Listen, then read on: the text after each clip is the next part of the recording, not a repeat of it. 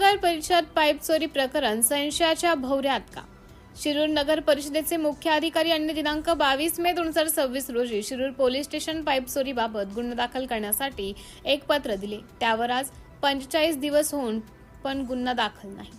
सामाजिक कार्यकर्ते नाथाभाऊ शिवराम पाचरणे यांना पाईप चोरीबाबत माहिती प्राप्त झाल्यानंतर त्यांनी चौकशी केल्यावर प्रथमदर्शनी संगनमताने पाईप चोरी केल्याची घटना दिसून येत आहे। हे प्रकरण दडपण्यासाठी मुख्य अधिकारी यांनी शिरूर पोलीस स्टेशनमध्ये 22 मे रोजी गुन्हा दाखल न करता फक्त एक पत्र देण्याचा प्रकार समोर आला आहे।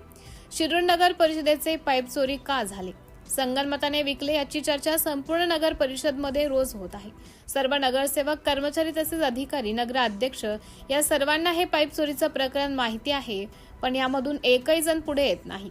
यावर 22 मे रोजी मुख्याधिकारी यांना गुन्हा का दाखल केला नाही याचा जाब विचारून स्वतः पोलीस स्टेशनमध्ये जाऊन गुन्हा दाखल होण्यासाठी का प्रयत्न केले नाही याचा सामान्य नागरिकांना प्रश्न पडला आहे। या संपूर्ण प्रकरणात रितसर तक्रार सामाजिक कार्यकर्ते नाथाभाऊ पाचरणे यांनी पुणे पोलीस अधीक्षक यांना लेखी केली आहे।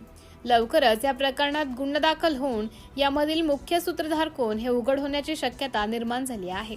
सोशल मीडियावर पाईपचे फोटो प्रसिद्ध झाल्यानंतर सर्वत्र चर्चा होऊ लागली आहे। या बातमीचा प्रत्यक्ष आढावा घेतला आहे आमचे प्रतिनिधी शुभम वाघचौरे यांनी। पाहुयात ती। नमस्कार, मी नाथाभाऊ पाचरणे। आज आपण एका नवीन विषयामध्ये सर्व लोकांना एक माहिती कळण्यासाठी आणि आपल्या शिरूर नगर परिषदेच्या अधिकाऱ्यांचा मोठा भ्रष्टाचार प्रकरण हे आपल्या समोर आणणार आहे। दिनांक 22/5/2026 या दिवशी नगरपालिकेचे मुख्याधिकारी यांनी शिरूर पोलीस स्टेशनला नगरपालिकेच्या पाईपलाईनचे लाखो रुपयांचे पाईप चोरीला गेलेले असल्याची तक्रार अर्ज शिरूर पोलीस स्टेशनला त्यांनी दिलेला आहे। हे ठिकाण जे आहे हे नगरपालिकेच्या अगदी हाकेच्या अंतरावरती आहे, जिथून एका खाजगी व्यावसायिक बिल्डरच्या जागेमध्ये हे पाईप होते आणि त्यांनी विना परवानगी ते पाईप काढून ते नगरपालिकेच्या जागेत ठेवण्यासाठी त्याला सांगितले असता त्याने ते ठेवलेले नाही आणि ते पाईप चोरून विकले गेल्याचे असल्याची चर्चा ही संपूर्ण शहरामध्ये आहे। सदर बिल्डरला आजपर्यंत अनेक लोकांनी त्याची माहिती जाणून घेण्यासाठी प्रयत्न केला, परंतु त्यांच्याकडनंही या संबंधात कोणत्याही प्रकारची अधिकृत मान्यता घेतल्याचे कोणतेही पत्र त्यांच्याकडनं आम्हाला सुद्धा मिळालेलं नाही।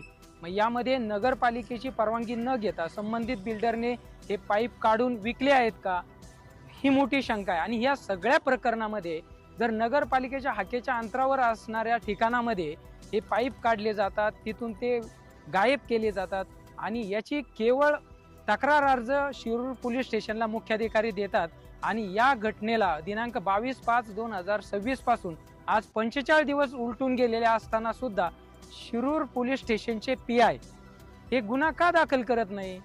हे कोणत्या वजनाखाली दबलेले आहेत, कोणाच्या प्रभावाखाली हे लोक सगळे जे आहेत ते मॅनेज आहेत, याची संपूर्ण चौकशी झाली पाहिजे ही आमची मागणी आहे। कारण आज लाखो रुपयांच्या चोरीचं प्रकरण हे दाबलं जातंय असे आमचे स्पष्ट आरोप आहे। आणि यामध्ये शिरूर पोलीस स्टेशनचे PI, नगर परिषदेचे मुख्याधिकारी आणि अजून एका विभागाचे सभापती, नगरसेवक आणि अधिकारी या प्रकरणामध्ये समाविष्ट असण्याची चर्चा आहे।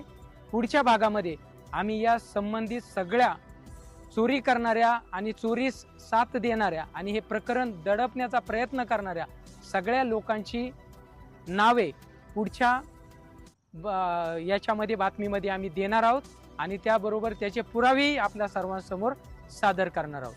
धन्यवाद।